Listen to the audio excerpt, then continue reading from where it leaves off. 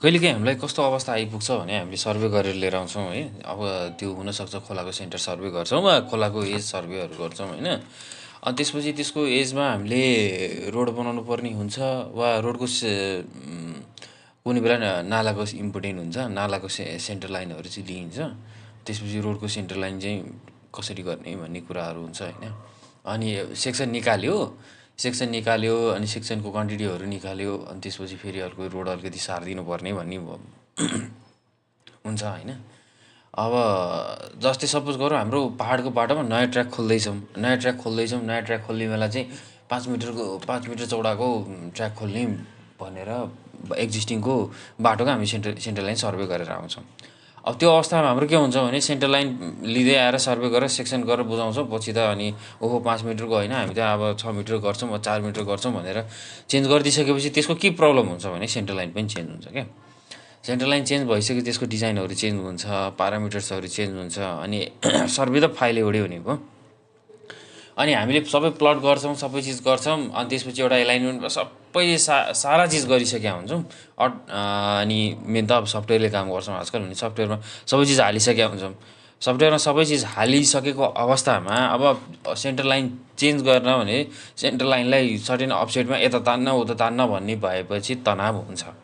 यो तनाव मैले दुई चारवटा प्रोजेक्टमा आउटसोर्सिङ काम गर्दाखेरि आफ्नो भने म जुन कम्पनीमा इम्प्लोइड छु त्योभन्दा बाहिरको काम यसो गरिदिँदाखेरि चाहिँ मैले फेस गरेको।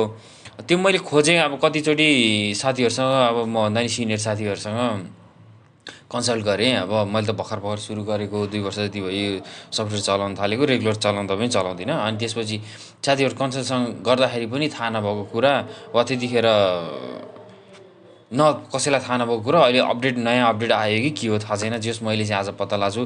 त्यही भएर यो सिनेरियो तपाईँहरूले कहिले फेस गर्नुभयो भने तपाईँहरूलाई कसरी ट्याकल गर्ने भन्ने कुरा चाहिँ म तपाईँहरूलाई सिकाउन जाँदैछु।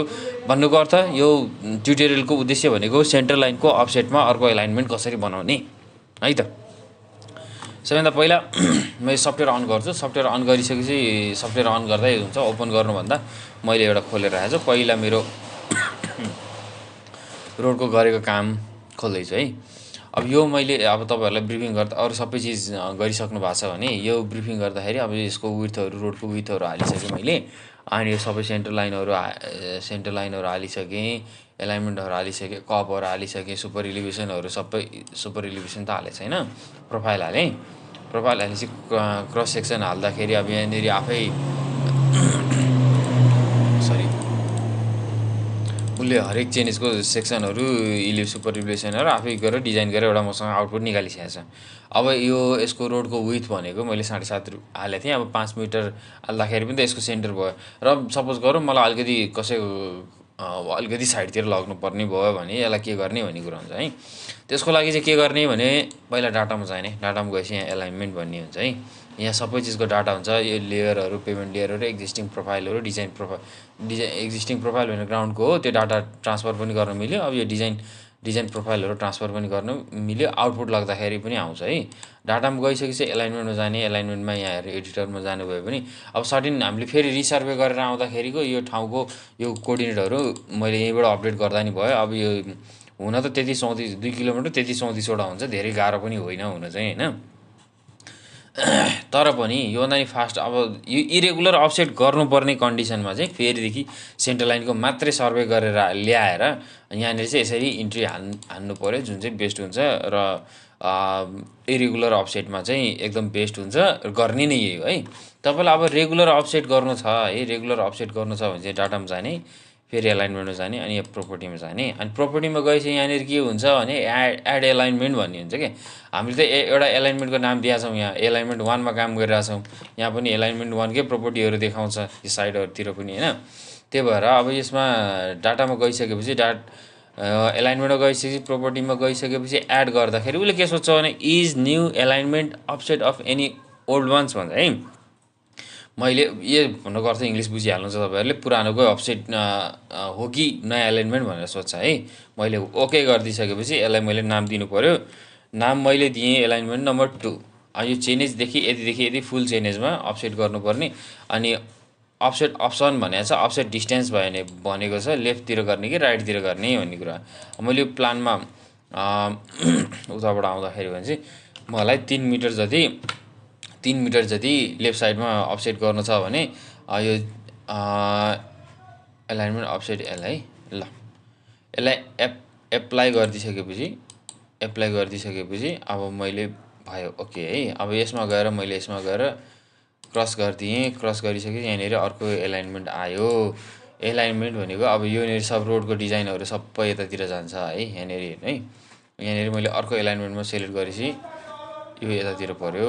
यहाँनिर यो एउटा एलाइनमेन्ट छ, यो एउटा अर्को एलाइनमेन्ट छ है। दुईटै एलाइनमेन्ट देखाइरहेछ। यहाँबाट तपाईँले एलाइन 1 को प्रोपर्टी हेर्न सक्नुहुन्छ। मैले यहाँबाट अर्को एलाइनमेन्टमा गएर अफसेट गरेको एलाइनमेन्ट भनेको यो एलाइनमेन्ट हो है। यसलाई अपडेट टेरेन गऱ्यो भने एलाइनमेन्ट 2 लाई चाहिँ अपडेट गरिदिउँ है त। मैले 1 2 दुईटैलाई अपडेट गरेर प्रोसेस गरेर सेलेक्ट अल प्रोसेस गरिदिइसकेपछि हेज नो सेन्टर पोइन्ट भन्छ है। सेन्टर पोइन्ट अब मैले हचुवामा हालेको होइन, हचुवामा हालेको चाहिँ समस्या त आइहाल्छ नि।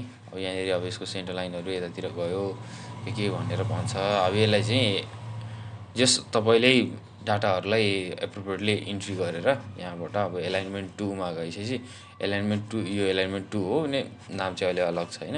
यो एलाइनमेन्टमा गइसकेपछि तपाईँले यहाँनिर गएर डिजाइन प्यारामिटर्सहरू चेन्ज गरेर सबै गर्नुपर्ने चिजहरू तपाईँले फेरिदेखि रिपिट गर्नुहोस्।